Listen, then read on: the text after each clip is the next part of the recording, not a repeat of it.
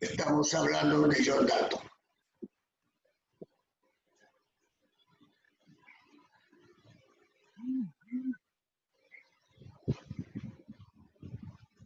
En el contexto de atomicidad o aspectos teóricos, podemos nosotros de frente decirles que ustedes saben leer al revés y al derecho. Dentro de la teoría elemental en la materia, por atomicidad, tenemos varias condiciones conceptuales en el numeral 1 hasta entrar al numeral 2 en las teorías del flogismo. Que esto directamente ya nos va a conllevar a hablar ya de lo que es las inquietudes, va a ir variando lo que son, digamos, las condiciones teóricas hasta las condiciones científicas de la atomicidad. Continuamos con teorías atómicas y podemos hablar ya nosotros de lo que son las condiciones elementales. Entiéndase directamente dentro de lo que son las condiciones elementales, ese tiempo, por decir directamente, lo que se encargaba de fundamentar las teorías con tus antecedentes, digamos, han puesto como elementos a muchos compuestos, por ejemplo, ¿no? Agua, conoce sus componentes, aire, tierra, que es mucho más sofisticado, y el fuego. Hay un concepto moderno sobre lo que debemos entender el átomo, que lo vamos a ir ya, digamos, acostumbrarnos a utilizar. Según un concepto moderno se define al átomo como el mínimo sistema energético en equilibrio. Estamos hablando, digamos, de energía. Este cuadrito nosotros ya lo hemos visto. Cuando nosotros manejamos, en el caso de la disgregación de la materia, hablamos de métodos mecánicos que abarcan desde la materia hasta la particulación. En los medios físicos hablamos desde la materia hasta la molecular, y en los métodos químicos ya hablamos desde la materia hasta la atomización o disgregación por incidencia, digamos, de neutrones o descomposiciones radioactivas, donde va a haber, digamos,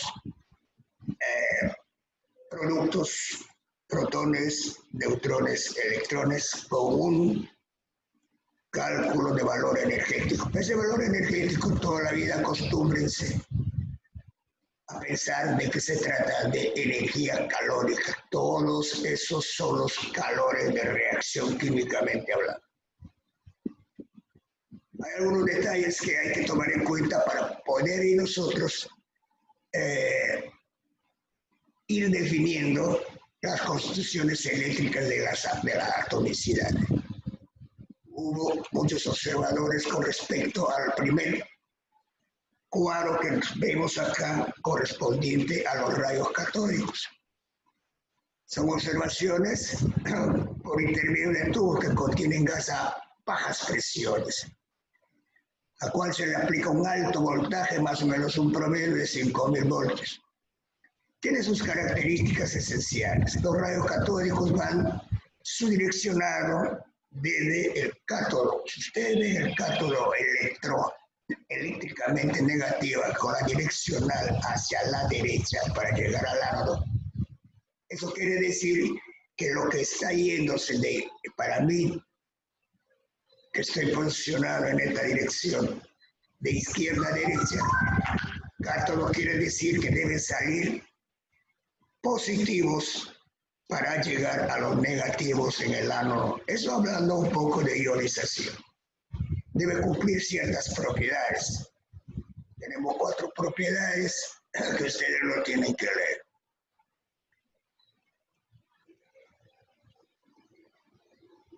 Cinco, 6. Tiene su relación en base a un valor numérico.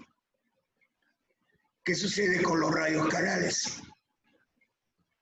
Según el que lo observó, es al revés las direcciones de los rayos que se descomponen. O sea, viene ya del ánodo al cátodo, al revés, ¿no? Y los rayos X, que son direccionales, pero que su particularidad es que mediante un ángulo de 45 grados en el cátodo, su dirección varía con respecto a las difracciones de los rayos. Hay muchas cosas que no vamos a tomar en consideración porque corresponden, pero está impreso acá, a lo que son conceptuales y relaciones numéricas, o sea, formularias, dentro de la mecánica clásica. Y otra parte, siguientemente les voy a aclarar lo que corresponde a la mecánica cuántica.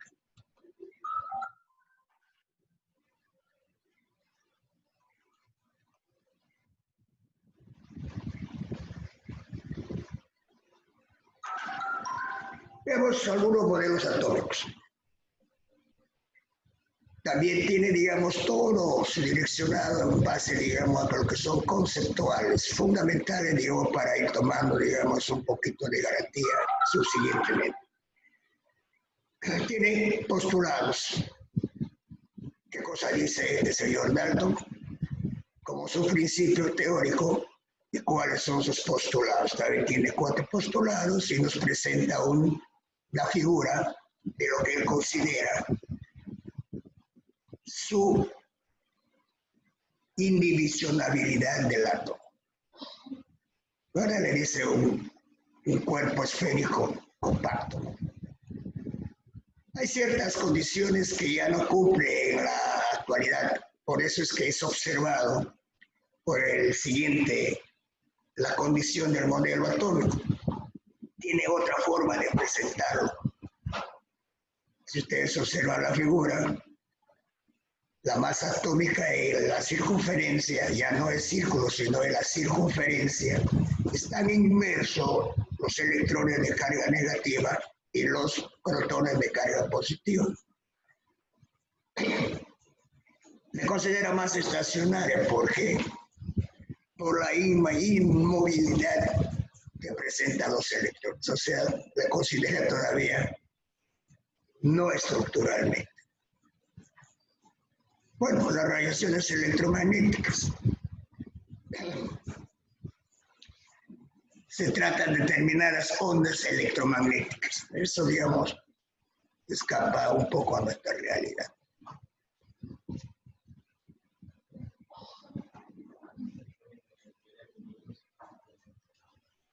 Con respecto a las características de una onda electromagnética, eso también da un poco directamente a la mecánica clásica. Si nosotros queremos jugar la variabilidad de los ejes de las ordenadas, de las abscisas, de la parte de los picos elevados, que son las crestas, y los picos bajos, que son las bases, digamos, donde nosotros vamos a diferenciar por la simbología correspondiente, por ejemplo, el desplazamiento entre cresta y cresta de una longitud de onda es una Y con direccional hacia abajo. Eso se lo lee como longitud de onda. La frecuencia como F, el periodo como T, la amplitud como A.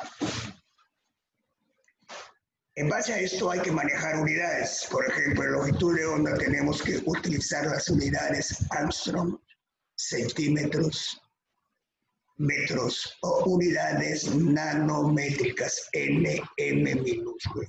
La frecuencia es en hertz, periodo de tiempo segundos y la amplitud que le damos ya es un espaciamiento en cualquiera de las unidades longitudinales.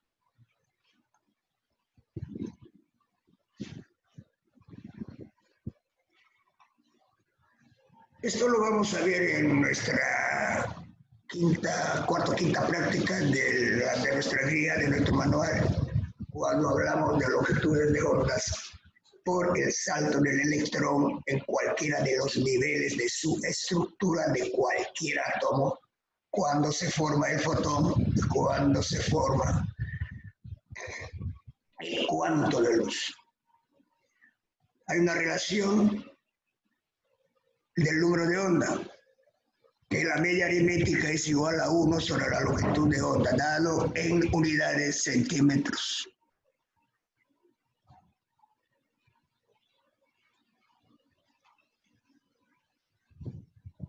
Según Planck, nosotros debemos también entender un poquito de la energía cuántica. La energía no puede ser absorbida ni emitida en forma continua, dice, sino en pequeñas proporcionalidades, o sea, es discontinua.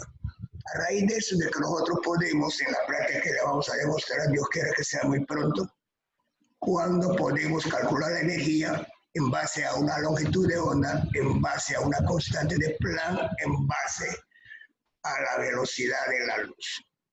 Esto es bastante, digamos, sencillo para nosotros porque nos conduce a leer un poco.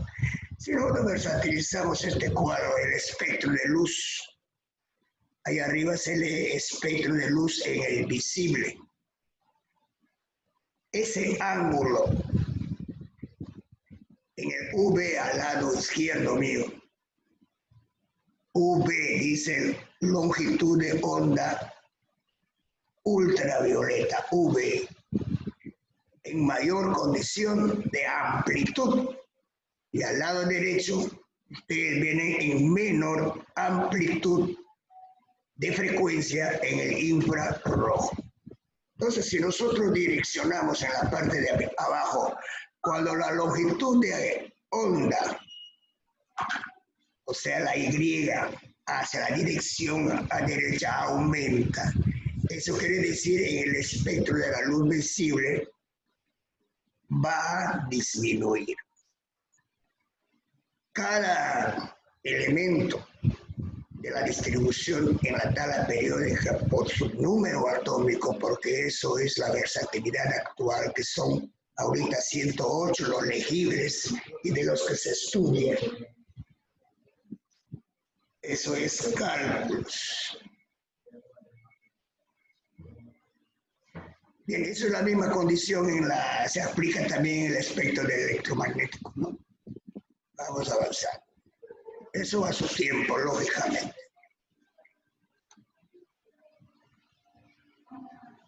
Todo a su tiempo. Presentamos unos calculitos bastante sencillos de aplicación directa de las relaciones que se los ha indicado. Continuamos.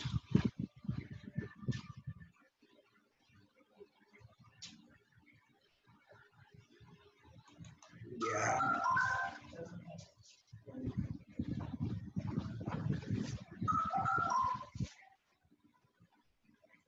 Bueno, hasta ahí, digamos, tenemos ciertas relaciones que nosotros lo aplicamos, pero que no es tan interesante para nosotros en lo que se va a desarrollar.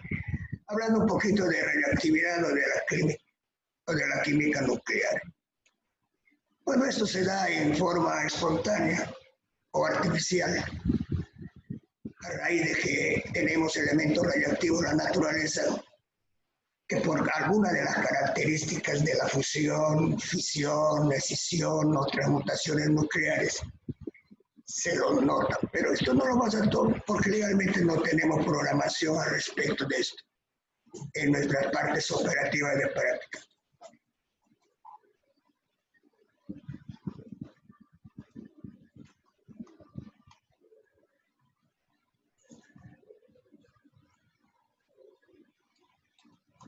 Bien.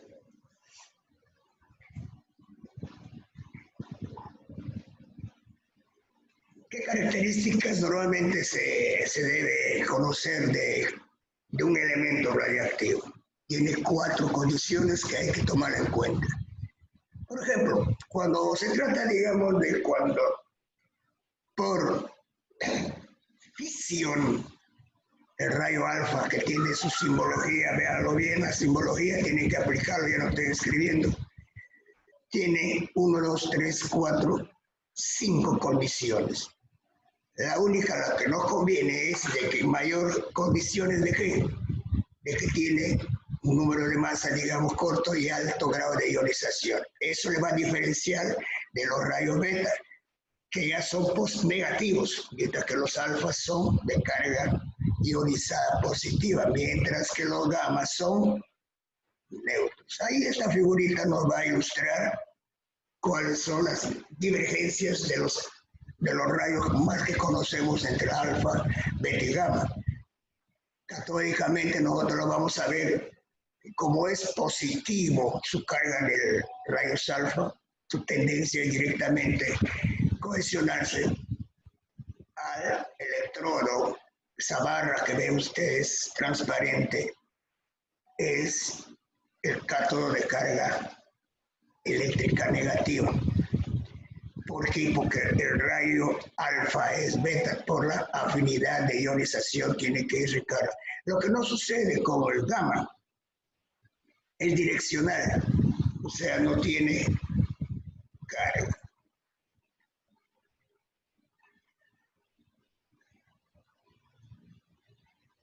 Bien, aquí hay un cuadrito también que hay que tomar en cuenta en el grado de incidencia.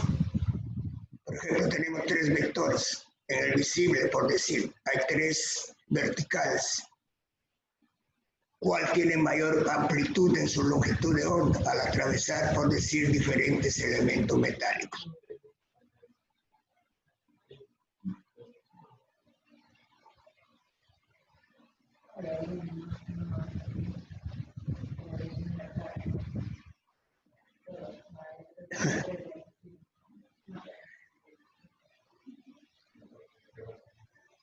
Está lo que acabamos de comentar, la desintegración de los rayos alfa.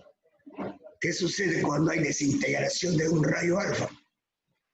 Si ustedes observan el elemento carbón 14, tiene un número de masa 14 y un número atómico de 6. Si ustedes se dan cuenta, cuando hubo desintegración rayos alfa, deben darse cuenta que se ha formado el berilio. ¿No? El berilio con un número de masa de 10 y con un número atómico de 6. ¿Qué quiere decir con eso? Que cuando se bombardea o hay desintegración con rayos alfa, pierde 4 el número de masa y 2 el número atómico, y va a formarse, si ustedes ven, digamos, la ecuación ahí, pero eso quiere decir que es una molécula de helio, porque nada se crea, nada se destruye, todo se transforma, materia, energía, ley de acción de masas. Tiene su diferencia la disgregación de rayos beta y los de rayo gamma. Eso de onda media es física clásica.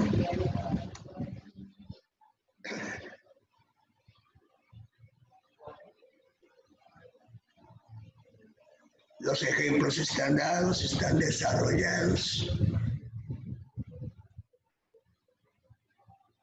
En adelante mencioné tipos de reacciones nucleares. Tenemos la fisión. Fisión es de unión. Tenemos la fusión de descomposición. Cada uno tiene su particularidad, su ejemplo está bien claro. ¿Qué nos ha servido de base para los descubrimientos del núcleo atómico? Nos ha servido de base algunos postulados que nos dan de acuerdo al núcleo atómico ya descubierto. Por eso es que tenemos ya los modelos atómicos subsiguientemente de los que ya conocimos los 2 primeros, que cada uno también, por ejemplo, el de Rutherford, tiene sus condiciones, pero referido al átomo de hidrógeno. Tiene 2 condiciones A y B, ¿no?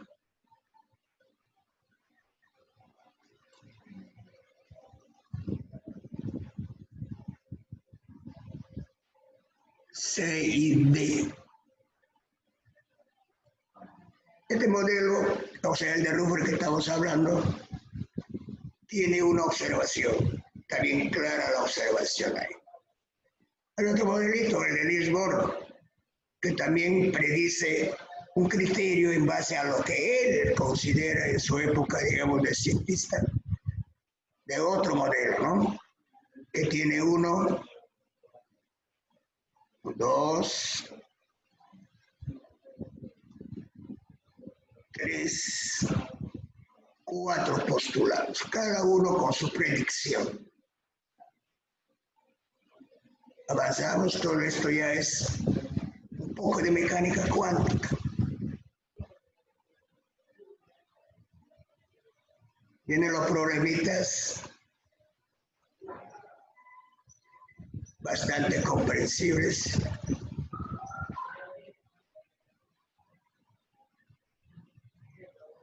Bien, así como en las series espectrales que hemos visto en antes en el visible, infrarrojo y ultravioleta, hay una referencia con respecto también a los espectros del átomo de hidrógeno. Ahí tiene sus dos bandas cuando es en condiciones blancas o blandas y cuando está en las condiciones oscuras. Y así para otras condiciones mismas le dan ciertas condiciones de acuerdo a la coloración y ahí está el autor correspondiente que le ha dado el nombre. Cuando llegamos, por ejemplo, a detectar cuántos electrones por niveles en estructuras atómicas, se va a repetir esta misma cosa. Aquí se está repitiendo con respecto a la regla de Hund, con respecto a la regla del serrucho, en lo que es atomicidad.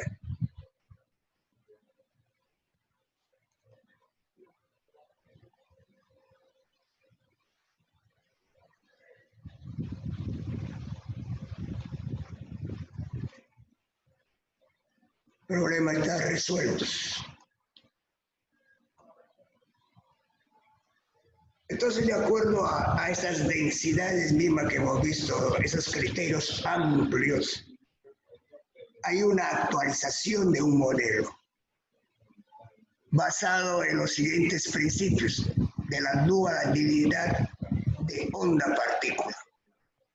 Entonces, aquí nuevamente cimentamos, porque esto voy a insistir un poco, esta relacioncita que está ahí, la longitud de onda es igual a la constante de Planck sobre la masa del átomo por su velocidad atómica. Eso lo vamos a seguir utilizando y las frecuencias de las longitudes de onda en la práctica, pues no puedo deciros que no, porque vamos a hacerlo en laboratorio. Cada elemento quemado o el espectrómetro se le observa su banda de color y según eso tiene un valor en longitud de onda según su color.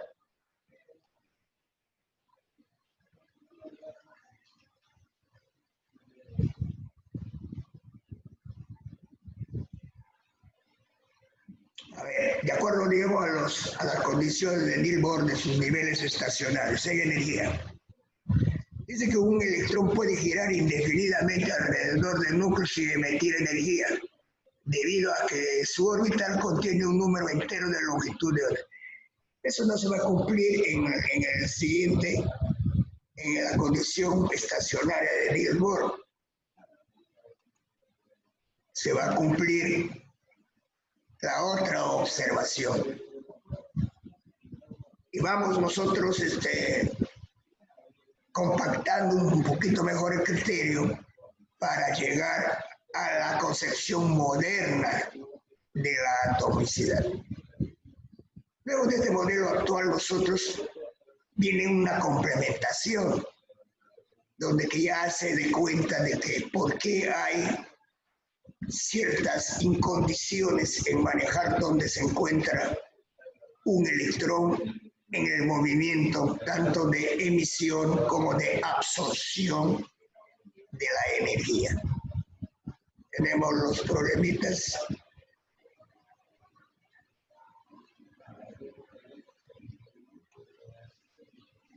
Bien, a eso queríamos llegar. A la estructura moderna del átomo. Es considerado un sistema energético en equilibrio, de lo que hemos mencionado en antes. Y tiene dos zonas muy importantes, la interna, que específicamente estamos hablando del núcleo, que es la carga neta del átomo. ¿Y qué cosa tiene el núcleo? El núcleo está compuesto por sus protones,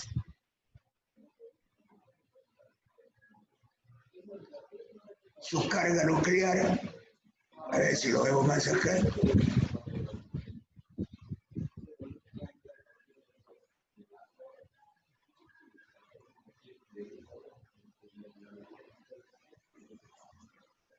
ese momento guapo.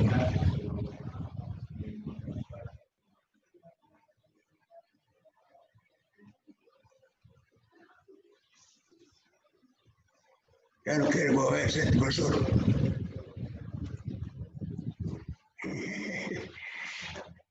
Se ha cansado la ruedita. Listo. Ya está. Ok, gracias.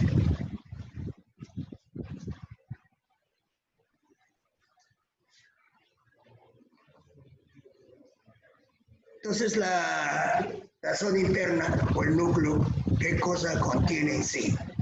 Contiene sus protones, contiene sus neutrones, contiene sus mesones y sus neutrinos. Mientras que la zona externa, o sea, la nube electrónica, está compuesta por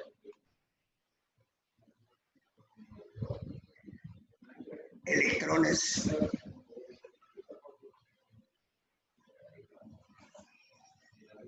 bien, aquí sí ya debemos nosotros tomar en cuenta, de acuerdo a esos términos que se está utilizando, el número atómico o carga nuclear. Si ustedes se van a dar cuenta en el ejemplo del número atómico o carga nuclear, su simbología es la Z,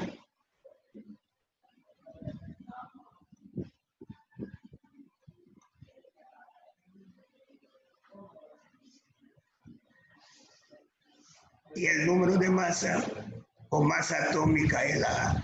Entonces lo que nosotros debemos entender es de que tenemos un elemento. En la superior izquierda se indica el número de masa A y en la parte inferior izquierda la Z, el número atómico. Todo elemento químico está expresado, representado por todas sus particularidades mediante una simbología.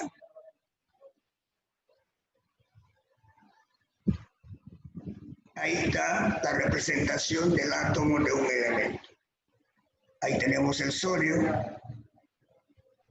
2311. 23 en la superior izquierda es el número de masa A y 11Z su número atómico.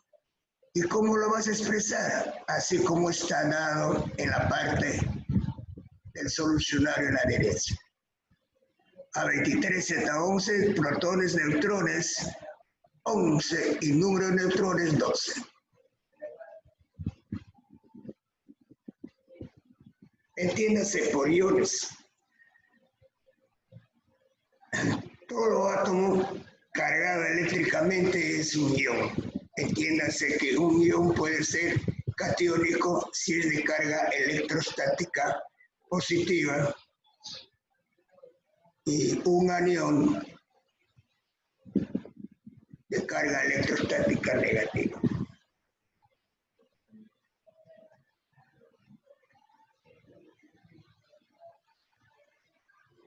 Tipo de átomos. Tenemos los híbridos, llamados también isótopos.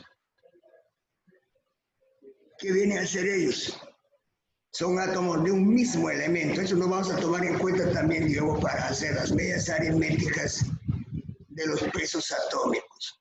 Todo está escrito, eso es sencillo, nada. Tiene las características, 5 características que hay que tomar en cuenta.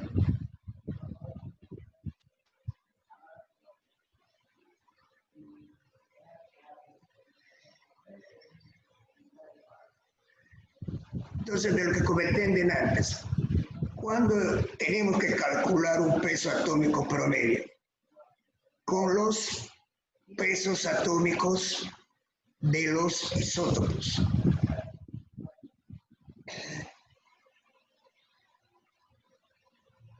¿Y cuándo podemos calcular un número de masa real? Cuando ya se juega todititos los promedios estadísticamente calculados.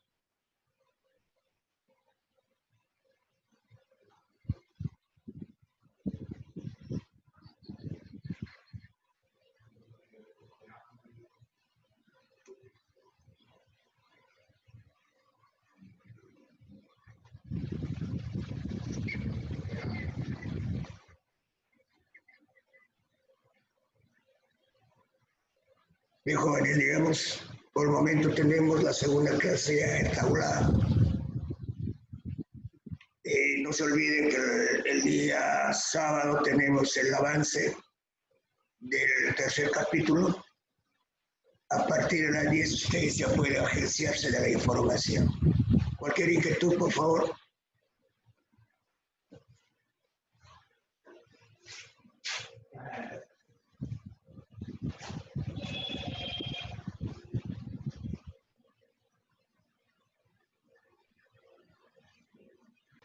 Listo. Continuamos. Números cuánticos. Configuración electrónica.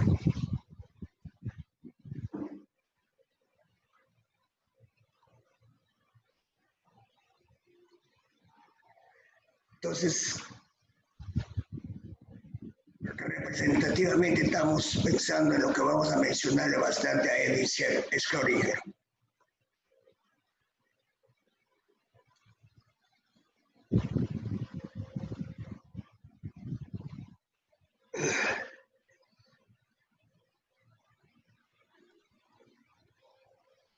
El que conota directamente, pues, digamos, el principio de incertidumbre de que al electrón es imposible ubicarlo en dos condiciones al mismo tiempo: su ubicación y su velocidad. Si tiene su velocidad, no tiene su posición, y si tiene la posición, nunca vas a encontrar su velocidad de expansión. Esta fórmula ya es muy grande, extensiva y engorrosa, cuántica.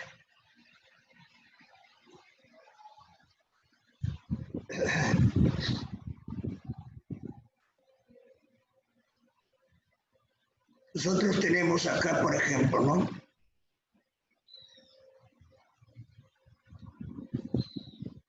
En la condición de los orbitales nunca se va a dar por el principio de incertidumbre de Schrödinger, de que dos electrones no pueden posicionarse en el mismo nivel estructural del átomo.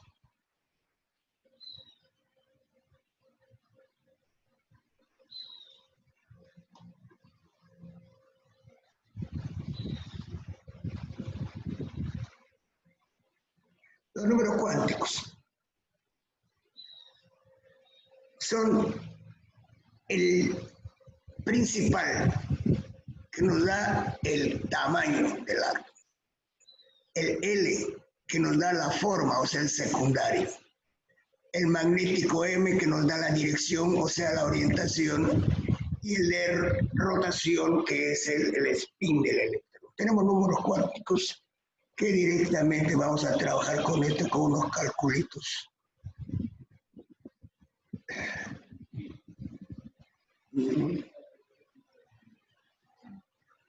Cada número cuántico tiene sus estructuras, ¿no?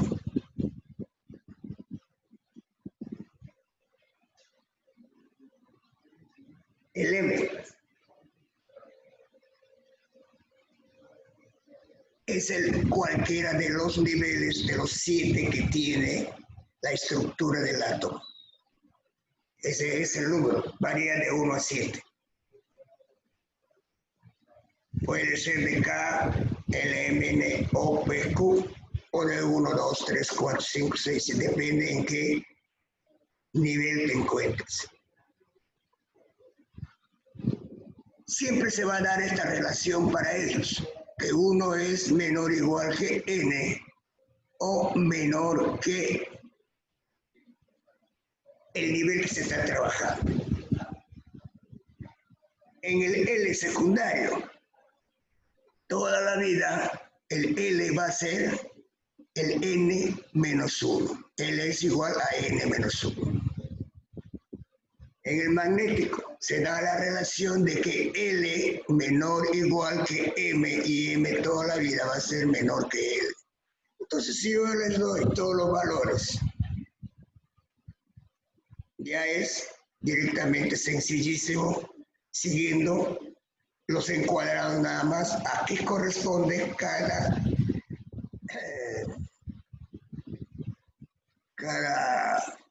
número cuántico, ¿no?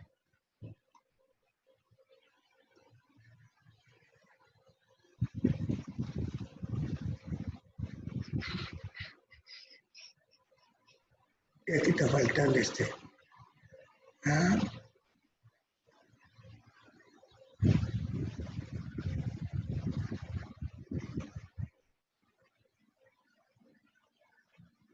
Bien, aquí tenemos subniveles de energía. Los subniveles, en base, digamos, a los números cuánticos, están dados por el SPDF. Entonces, en base a eso, nosotros vamos a tener varios principios para determinar cuántos electrones va a tener un nivel y en qué nivel se encuentra, haciendo caso directamente al SPDF, cuántos electrones debe llevar y en las condiciones del número cuántico L solamente va a variar del 1, del 0 al 1, al 2 y al 3. Ahí ustedes tienen la relación para hacer los calculitos.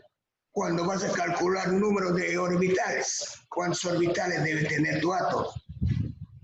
Entonces aplicas el 2L, 2 por L más 1. ¿Y cuánto van a ser el número máximo de electrones?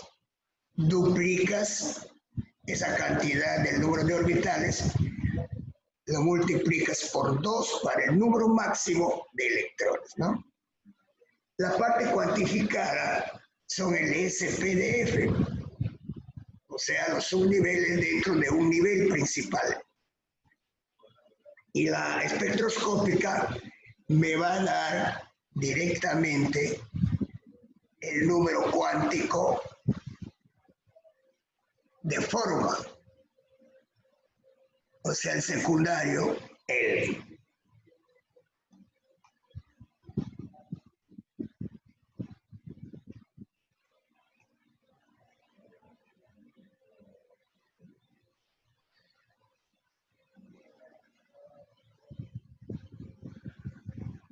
Ya ustedes tienen las relaciones para calcular esa cuestión.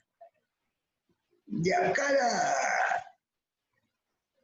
condición, digamos, de cuantificada tiene su forma y dirección que tiene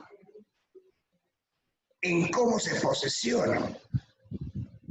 Bueno, ya es poco usual.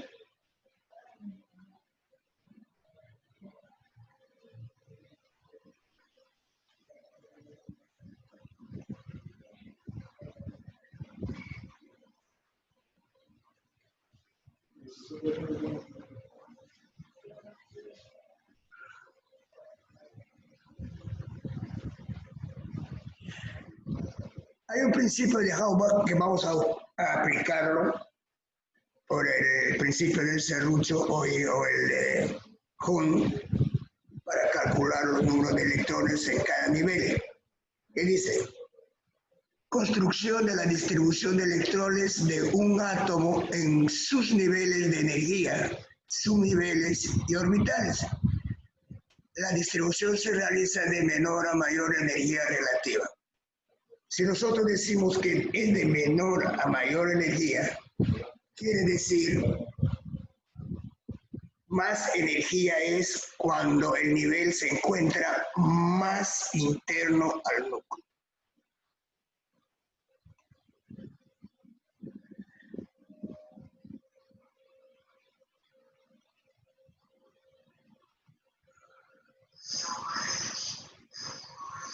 ¿Qué se entiende por orbitales degenerados? Son orbitales que tienen igual energía relativa. Y la energía relativa, pues como quien dice, es hasta antes que se trabaje con los subniveles de energía.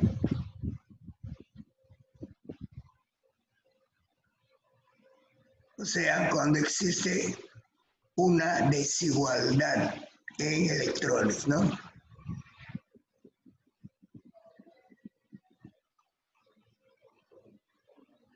Aquí tenemos la reglita nosotros para calcular. Esto es práctico.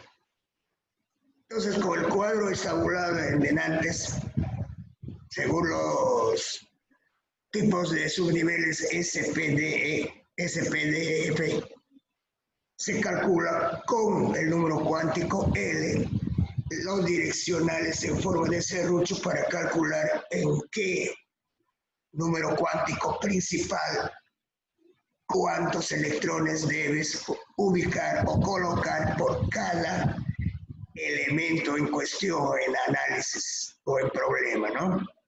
Calculitos sencillos.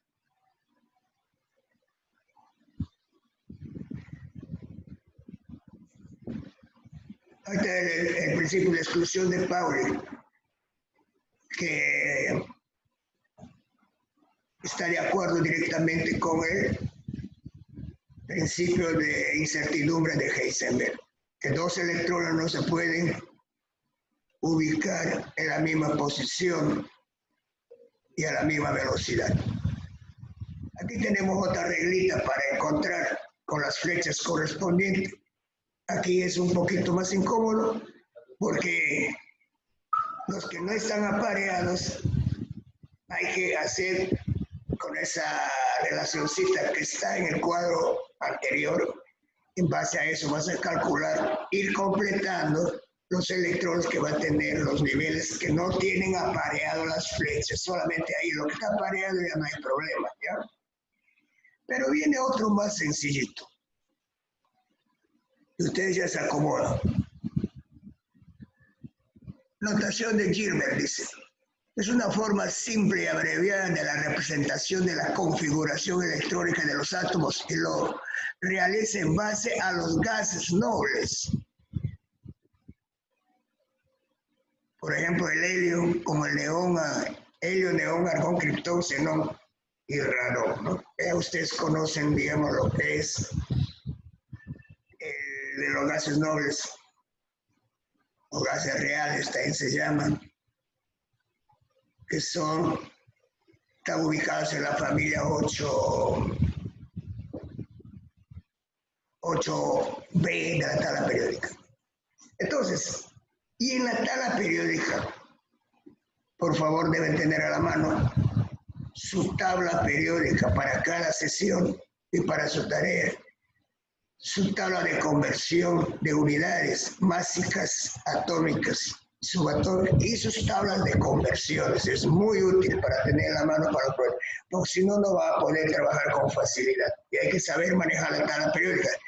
Después de esta ya nos vamos a la tabla periódica, donde que vamos a conversar muy completamente, digamos, cómo están orientados, ubicados según el número atómico, los periodos y las familias. Ahí está, por ejemplo, ¿no? Su configuración electrónica, por ejemplo, vamos a un simple, del neón. Número atómico, ¿cuánto tiene de número atómico? 10. ¿Por qué digo número atómico 10? Porque está el 10 ubicado en su parte inferior izquierda. Cuente usted cuántos subíndices tiene en el nivel, subnivel S tiene 2. En el segundo nivel también S tiene 2. En el tercer nivel tiene el P con 6. Súmalo, son 6, 2, 8, 10. Esa es su configuración electrónica. Entonces, lo que está más cerca, ahí en un ejemplo, entonces yo les sugiero aplicar eso porque tienes un patrón. Ya no estás necesitando, digamos, de estar memorizando ya hacer tu serrucho y tu jun. Ahí está, por ejemplo, te dice, ¿no? Desarrolla la configuración de un átomo de azufre.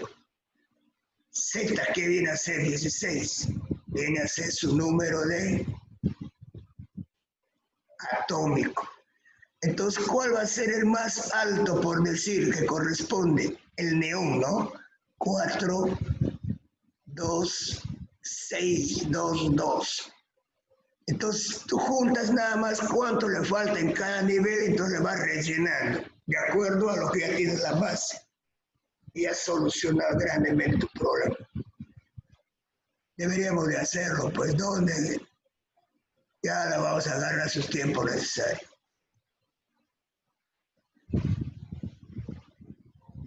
También se presentan casos, por ejemplo, de configuraciones de iones, hablando electrónicamente, o sea, por atomicidad o estructuras atómicas. Se recomienda hacer, digamos, la CE del átomo neutro. ¿Qué quiere decir? La configuración electrónica del átomo neutro, ¿no?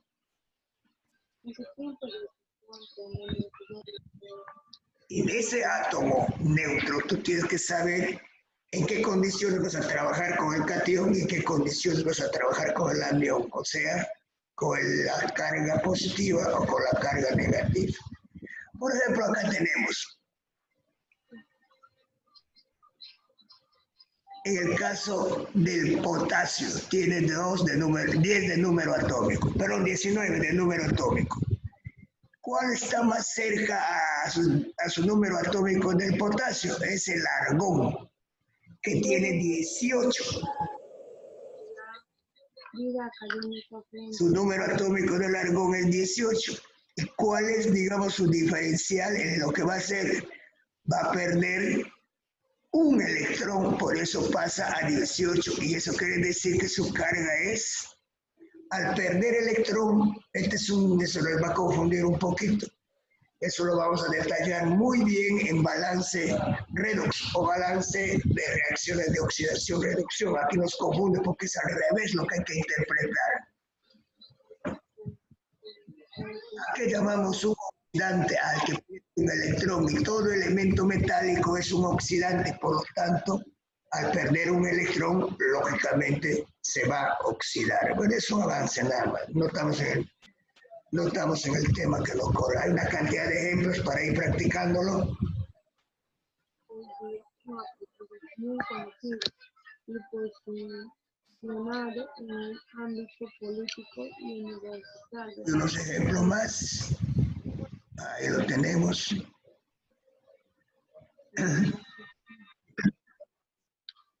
Bueno, eso no. Como lo digo, son temas bastante de fundamentos básicos, elementales, para poder nosotros recordar cuando ya de verdad entramos a lo que vamos a hablar netamente de uniones y combinaciones. Puro química, ya no, ahí está un poco mezcladitos, pues. Un poco de física, físico-mecánica y un poco de química. Hablar de química no es hablar de mezclas y proporciones.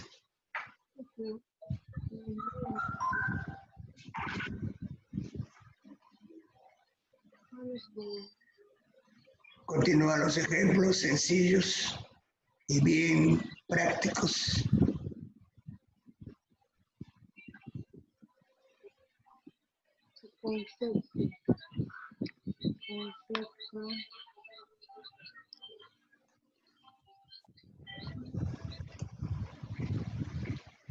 Y un amplio bagaje en problemitas también resueltos.